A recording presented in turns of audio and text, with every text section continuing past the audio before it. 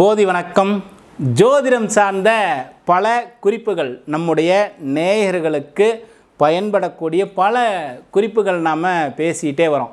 இந்த காணொளிகள் எல்லாம் விழிப்புணர்வுக்கான காணொளி. இதை ஏதாவது ஒரு இடத்துல இதை பார்த்துட்டு ஒரு மாற்றத்தை ஏற்படுத்திக்கிட்டாங்கன்னா ரொம்ப மகிழ்ச்சி தானே. அதனால் பல குறிப்புகள், விழிப்புணர்வான ஜோதிடம் சார்ந்த குறிப்புகள் தொடர்ந்து நாம் பதிவு செய்துக்கிட்டே வரோம். சரி, இன்றைக்கு ஒரு குறிப்பாக 12/7/2024 ஜூலை மாதம் 12ஆம் தேதி 2024 26/8/2024, அதாவது 26ஆம் தேதி 8வது மாதம் ஆகஸ்ட் மாதம் 2024ஆம் வருடம் வரை இந்த காலகட்டங்களில் இருக்கக்கூடிய ஒரு குறிப்பை ரொம்ப தெளிவாக பேசுவோமே. குறிப்பாக ஜனனகால ஜாதகத்தில், இந்த காலகட்டத்தில் நாம் சொல்லியிருக்கக்கூடிய குறிப்பிட்ட காலத்தில் ஜனனகால ஜாதகம் எல்லாருக்கும் அவங்கவுங்க பிறந்த நாள், பிறந்த நேரம், ஒரு தேதியில் பிறந்திருப்பாங்க, ஒரு மாதம், அந்த வருடம், குறிப்பிட்ட நேரம், எந்த ஊரில் பிறந்தாங்க, இதை வச்சு ஒரு ஜாதகம் போட்டிருப்போம் இல்லையா. எல்லாருக்கும் ஒரு ஜாதகம் இருக்கும். அந்த ஜாதகத்தில் அந்த சார்ட்டில் பார்த்தீங்கன்னா ரிஷபத்தில் கேது பகவான் இருப்பவர்களுக்கு இந்த குறிப்பு ரொம்ப அதிகமாக பயன்படக்கூடிய ஒரு குறிப்பு. யாருக்கெல்லாம் ஜனனகால ஜாதகத்தில் ரிஷப ராசியில் கேது பகவான் இருக்கிறாரோ அவர்களுக்கான குறிப்பு இது. எந்த லக்னமாக வேணாலும் இருக்கட்டும், பொதுவான ஒரு குறிப்பாக இந்த விஷயத்தை நாம் பேசுவோமே. சரி, ஜனனகால ஜாதகத்தில் ரிஷபராசியில் கேது பகவான் இருக்கக்கூடியவர்களெல்லாம் சொன்ன குறிப்பிட்ட காலம் வரைக்கும், அதாவது 12/7/2024 26/8/2024 வரை மிக கவனமாக இருக்க வேண்டிய காலகட்டம். சகோதர வழியிலே கவனம் தேவை.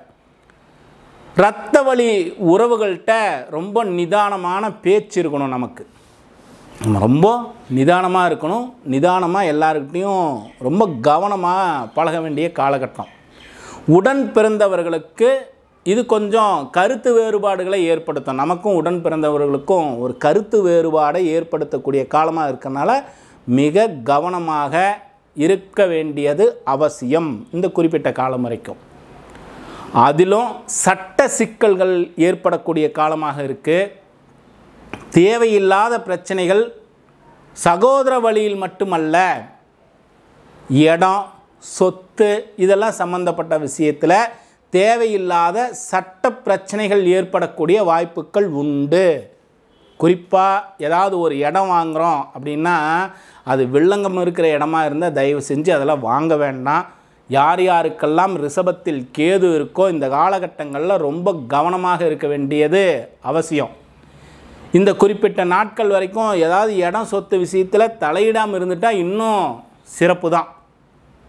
ஏதாவது இடம் வாங்குகிறோம், அது ஏதாவது வில்லங்கமாக இருக்கிறது தெரிஞ்சே போய் ஒரு இடத்த வாங்கி பிரச்சனைகளை முடிச்சுக்கலான்னு நினச்சா இது விரைவாக இந்த வாங்கக்கூடிய இடத்தால் ஏற்படக்கூடிய சிக்கல்கள் இருக்குமே, ஆனால் விரைவாக அதில் ஒரு தீர்வு கிடைக்காது. ரொம்ப நாள் இழுத்துக்கிட்டே இருக்கும்.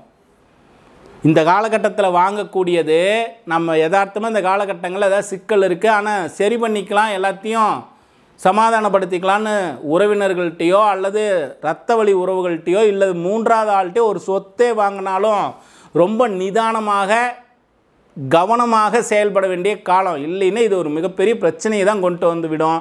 இந்த பிரச்சனையால் சுமூகமான தீர்வு இருக்காது, ரொம்ப நாள் இழுத்துக்கிட்டே இருக்கும்.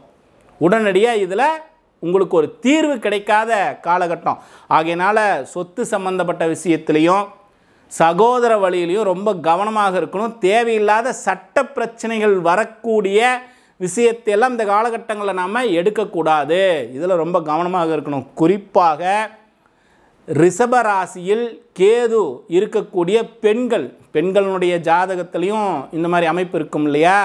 இவர்களுக்கெல்லாம் யாருக்கெல்லாம் ரிஷபராசியில் கேது இருக்கோ இந்த காலகட்டங்களில் ரொம்ப கவனமாக இருக்கணும். கணவன் மனைவி உறவு இன்னும் இணக்கமாக இருக்கணும். ரொம்ப இவங்க என்ன செய்யணும், இவங்களுக்குள்ள நல்ல ஒரு புரிந்துணர்தலோடு போகணும். இல்லைன்னா தான் நிறைய பேர்த்துக்கு என்ன ஆகுது, இந்த கோர்ட்டுக்கு போகிறது, கேஸ் ஆகிறது, விவாகரத்துக்கு உண்டான சூழ்நிலையெல்லாம் ஏற்படுறதெல்லாம் இந்த மாதிரி காலகட்டங்களில் நடக்கும். ரொம்ப கவனமாக இருக்கணும்.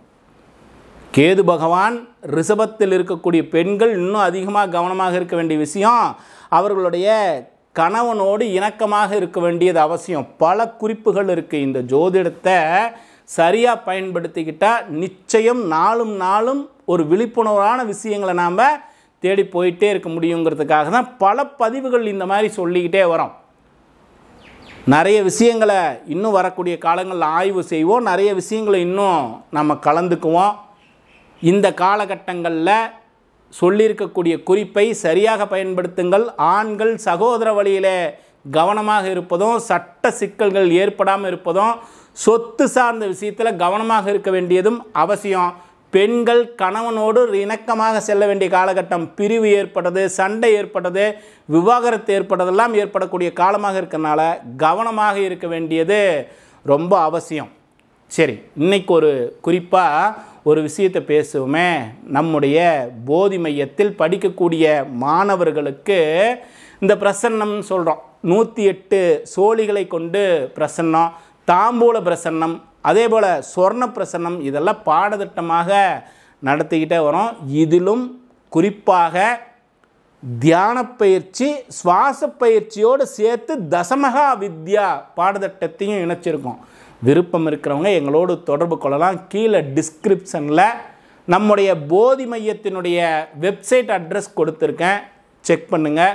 படிக்க விருப்பம் இருக்கிறவங்க நம்மளோடு தொடர்பு கொள்ளுங்கள். தொடர்ந்து இன்னும் பல காணொளிகள், விழிப்புணர்வு சார்ந்த காணொளிகளை பேசுவோமே. மீண்டும் இன்னொரு காணொளியில் சந்திப்போம். போதி வணக்கம்.